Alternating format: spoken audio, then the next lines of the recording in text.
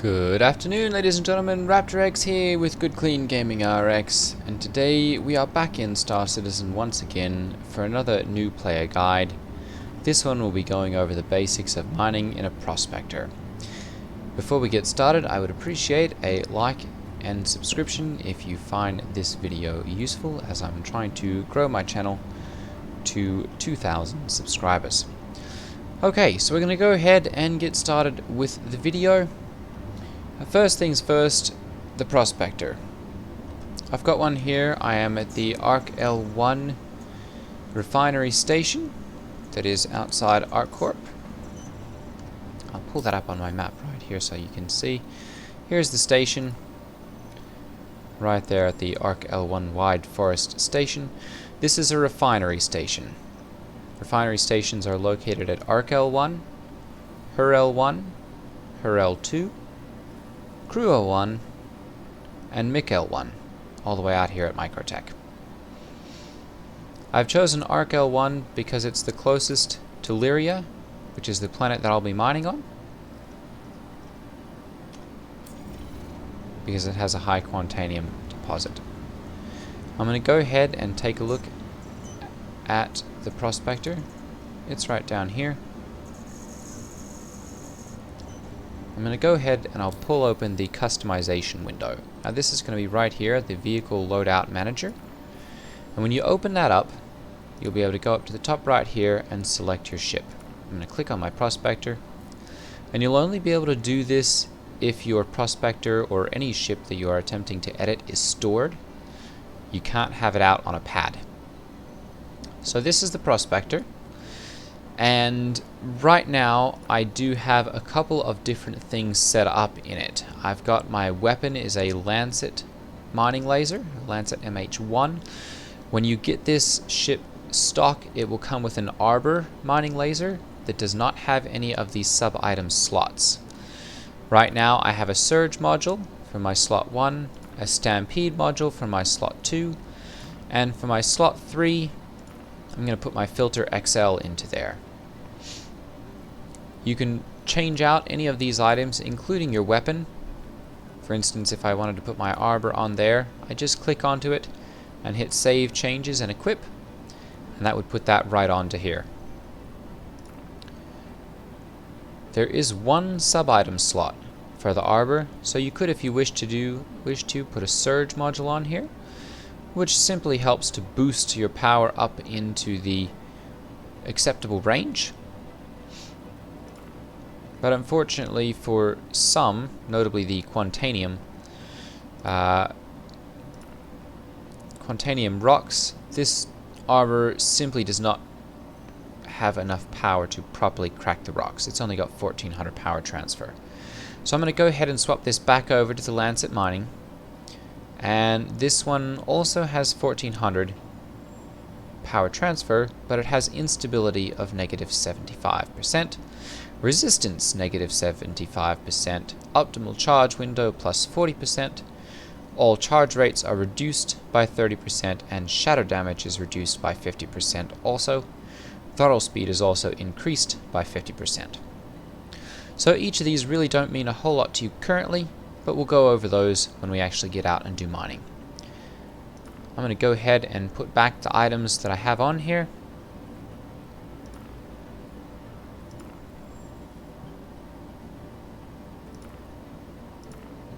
There we go. Sub-item slot. Filter XL. No, we do not want that. We'll unequip that. Lancet. Sub-item slot. Filter XL. Sub-item slot. Stampede. And I have my Surge module in the top one here. Perfect. I'm going to go ahead and hit Save Changes and Equip. And that's going to lock all of these changes onto my ship. The prospector itself can be purchased at Hurston, right here at Lorville. Oops. Right there with a little glowing circle at the New Deal ship store. For right now, I'm going to go ahead and we'll spawn this prospector. and we'll call that out on one of the pads.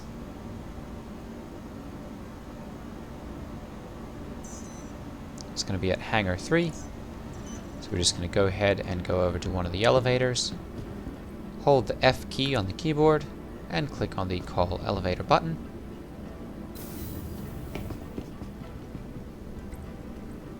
Hold F and click on hangar 3.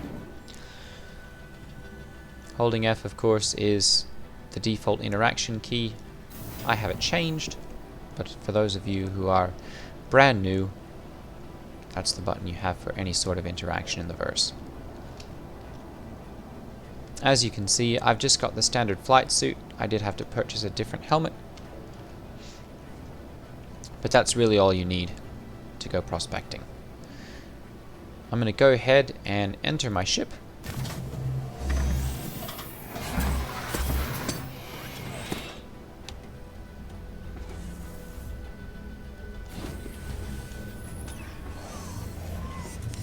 Getting into the pilot seat can be a little bit tricky. If you just look to the right here and then hold the F key and click on enter pilot seat, that's the easiest way to do it. You don't have to look exactly at the seat. I'm going to go ahead and turn on my engines. Hello. How can MISC help you today? Systems on. As in the current patch, it's a good idea to turn those off when you land. And I'm going to go ahead and request takeoff permissions. Normally we do this using the communications,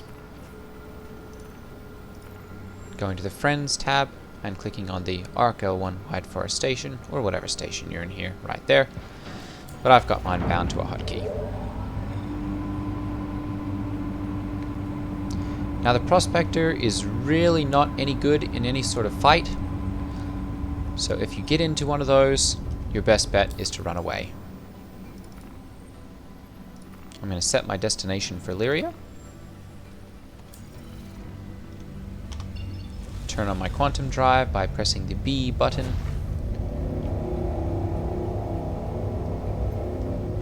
Align to my target. And I'm going to have to move down and away from the station so that that's not obstructed.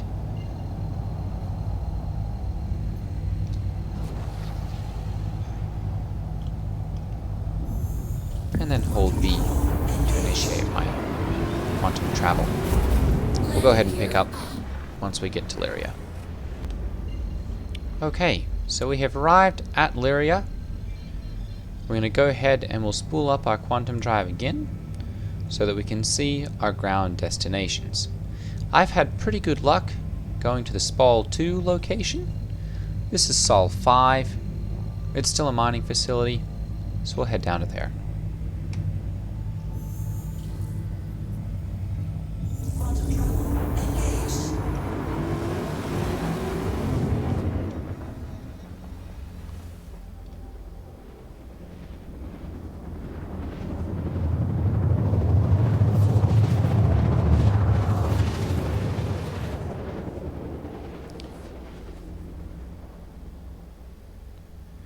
Now this one unfortunately is going to be on the dark side of the planet, so I'm going to go ahead and we'll find a different location to travel to, simply because being able to see while doing this is pretty important.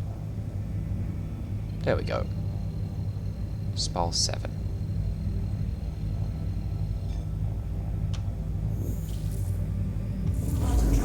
You can of course travel to any of these locations simply by aligning to them and holding the B button with your quantum drive spooled. There we are.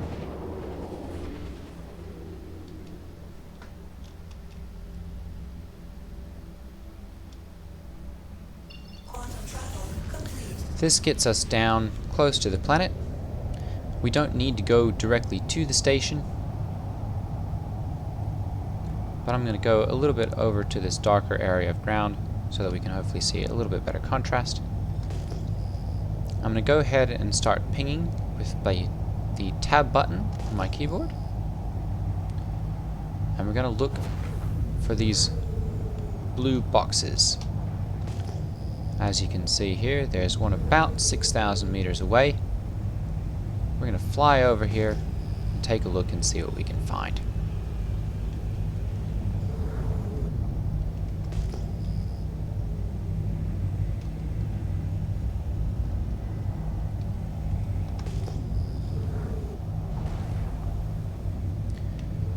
When you've found a rock, you can go ahead and hit the M key to pull out your mining laser.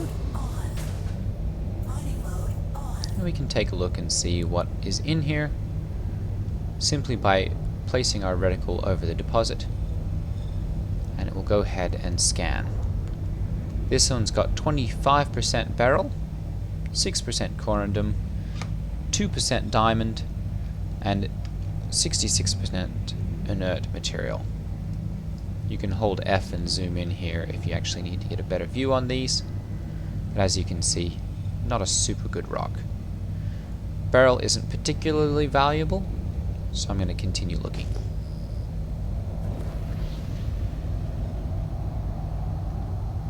There's another deposit over here,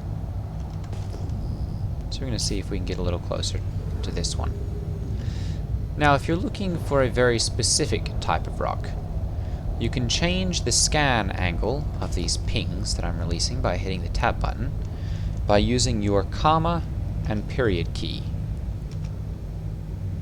Pressing the period key will reduce the angle of your ping, but increase the distance that you can scan at, and using the comma key will do the reverse.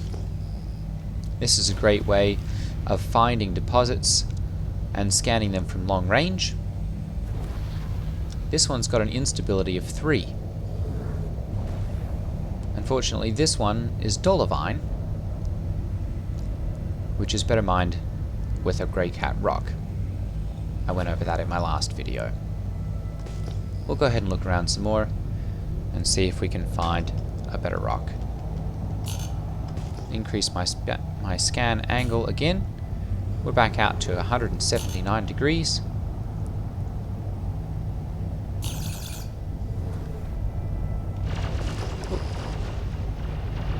And we're now taking fire from the security center behind us.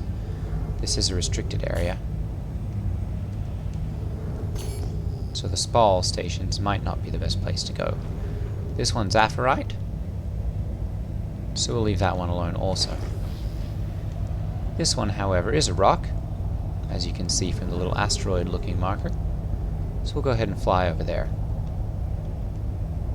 This one comes up as an obsidian deposit. We'll take a look and see what's actually inside this rock.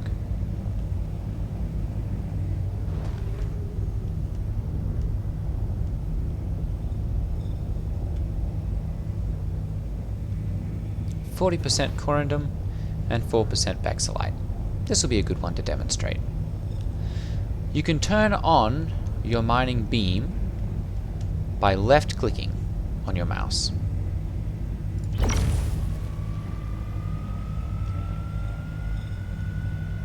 You'll scroll up with your mouse wheel to increase the power level. This one's a pretty big rock, so we're going to need a decent amount.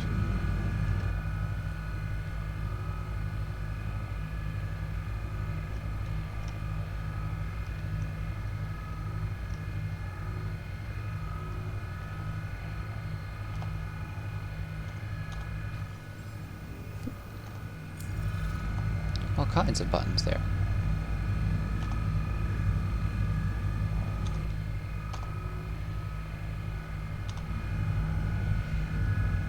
By increasing our mining level until we start to get a charge,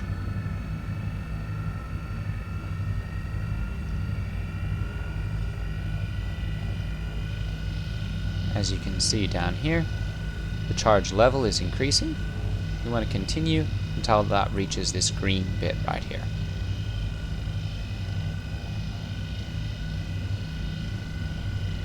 If you find yourself with not quite enough power, you can get yourself a little closer to the rock, which will slightly increase the power at the cost of being in a little bit more of a dangerous position if you should overcharge the rock. That's getting it up here into this red section. Now that it's in the green section, we're going to go ahead and pull the power down slightly so that it stays in that nice green section and isn't going into the red.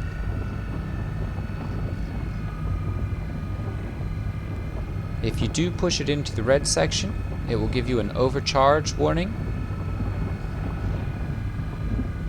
And you'll want to scale that back again. But in this case, we've cracked it quite nicely.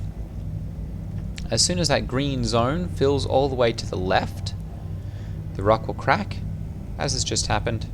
This area fills all the way up, and then the rock cracks into these smaller fragments. Now this particular rock has broken into several of these other fragments. All of them appear to be outlined with this orange outline, which means they're going to need to be further broken down before we can extract them.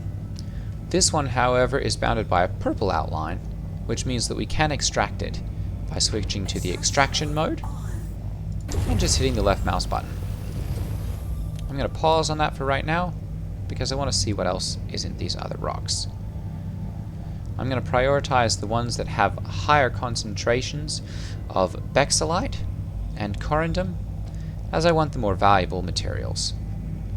This one, as we can see, is 13% bexolite.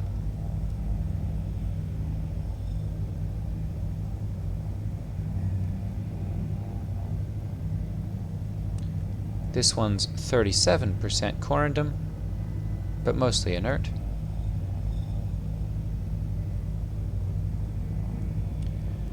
This one's got 7% hephaestonite, but hardly anything else in much quantity, so we'll leave that one alone. This one has got 95% corundum, so we'll definitely harvest that one.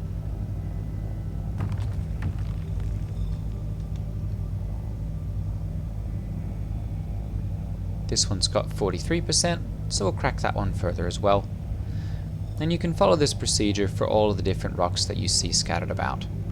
Simply scan, determine the quantity of whatever it is that you're hoping to mine, and whether you want to continue cracking. If you do, jumping back to extraction mode, clicking the left mouse button, and increasing your power until you start to see the charge level increase. When you get these smaller rocks, you won't need to push the charge level quite as high, the laser intensity level quite as high, so keep that in mind.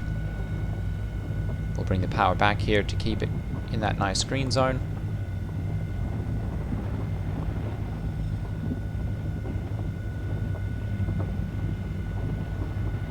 And as you can see, this green wedge is filling up, and as soon as it does, this rock will crack.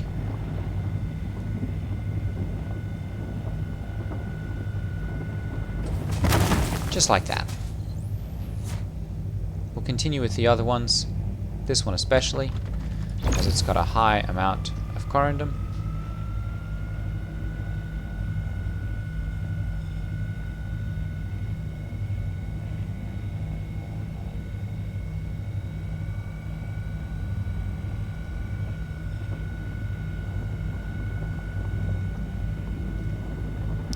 Now for right now, I'm not using any of the modules. However, if I were to run across a rock that was either incredibly large or had a high amount of quantanium, I would want to use some of my other modules.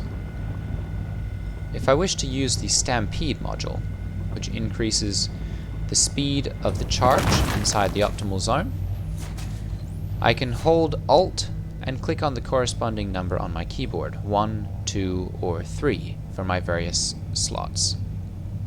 The highest one, right here, my Surge module, is going to be Alt 1. The second one, Stampede module, will be Alt 2. And the Filter module is a passive one, so it can't be activated. But if I had an activatable one, it would be under Alt 3. We're not going to bother cracking that one. We'll definitely crack this one though, and see if we can get something else out of this.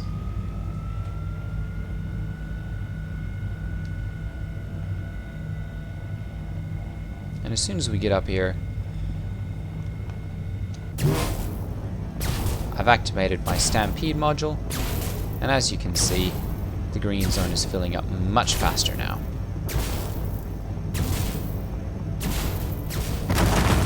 Caution should be used when you use the stampede module though, as it will also overcharge at the same rate as the optimal zone.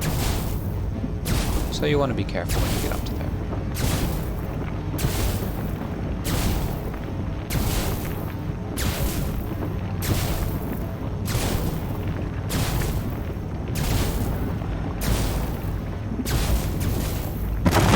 And there we go. That's everything cracked that I wish to harvest. Actually, we'll go ahead and crack this one as well. This one's got a high amount of corundum as well.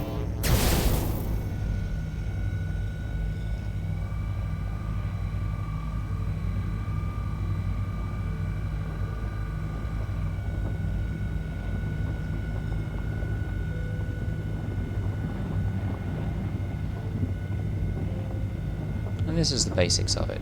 Just let it sit now until that green window charges all the way.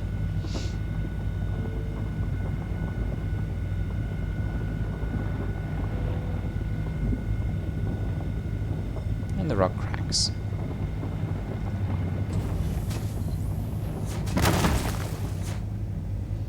We'll go ahead and switch over to extraction mode by right-clicking. Extraction mode on. And then we'll go ahead and start sucking up the various different rocks.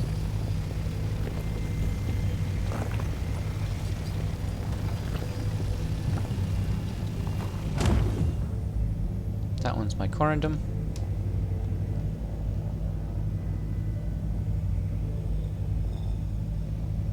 Once again, you'll need to scan these, or if you really don't care about the content of them, you can just go ahead and start sucking them up. This one's got 16% hephaestonite, which I don't believe is a very valuable ore. That one's got 70% corundum, so we'll go ahead and start sucking that one up. The value of these ores can be found on the internet. I generally use a website called uexcorp.space. I'll post the link down below so that it's easily found. And it will help you to find out which are the most valuable ores, the cost of refining, and be able to calculate the value of any particular asteroid and of the various materials inside. I'm going to go ahead and pause here, and we'll resume as soon as I've gotten this all harvested. Okay, so I was unable to fit all of this into here, but my cargo hold is now full. As you can see, cargo full, 32 SCUs, of which I have 20 SCUs of corundum, 2.46 SCUs of bexolite, and 1 SCU of hephaestonite.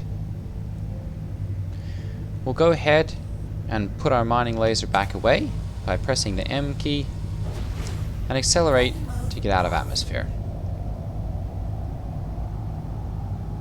If you're going to one of the L1 Lagrange stations, it's always going to be on the light side of the planet, so simply aiming towards the sun is generally a quick way of finding it.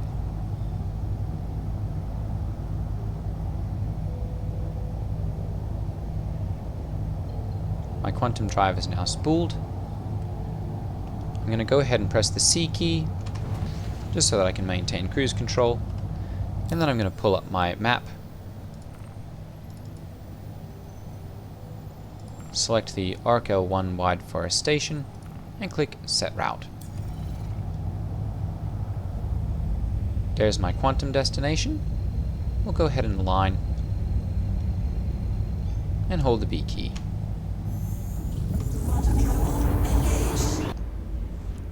We've arrived back at the station, so I'm going to go ahead and get closer. We'll be able to request landing as soon as we see the red Contact ATC to request landing appear above our HUD.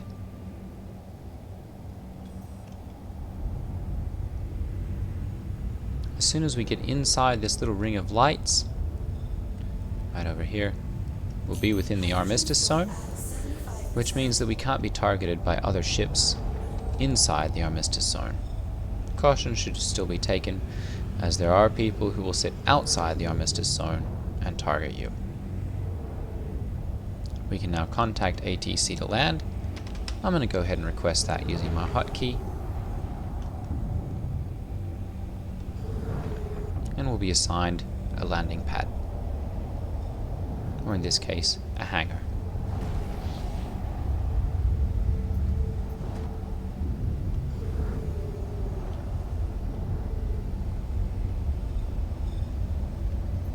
We'll go ahead and resume as soon as I'm down and landed and back inside the station. Okay, so we're back inside the station. I'm going to go ahead and store my ship. This isn't always necessary, but especially if you're carrying something like Quantanium, which is volatile, you'll want to go ahead and store your ship, as that stops the Quantanium timer, which means that it becomes stable. We're going to go ahead and we're going to find the interstation transport. They look like this. And we'll go ahead and call the elevator and head down to the refinery.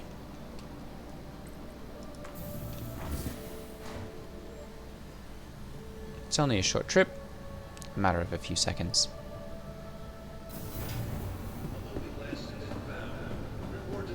And you'll head down the stairs and across the bridge ahead to the service section.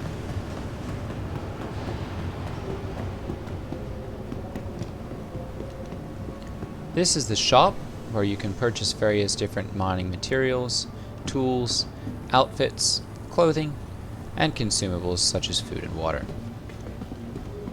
If you head up the stairs, that will take you to the refining room, where you can do one of two things. To the left here, you have ore sales. If you click on this, you can select your prospector and sell all of what you have in your hold. You can't pick and choose, and unless you have something particularly worthless in your hold, you want to go ahead and refine it. If I go ahead and sell it here, it'll cost me, or it will net me about 9,008 alpha UEC if I click on the sell to refinery. I'm not going to do that. I'm going to go over here to the refinement center. We'll left click, or hold F and click on the screen and click begin. In the left hand side, we'll click on MISC Prospector and set up work order.